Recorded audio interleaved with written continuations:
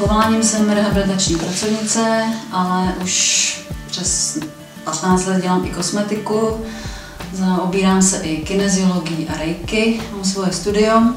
Rodina, jsem rozvedená, ale mám přítele a mám 2 děti, syna a dceru. A dcera má teďka už 2 klučíky, takže jsem dvounásobná babička.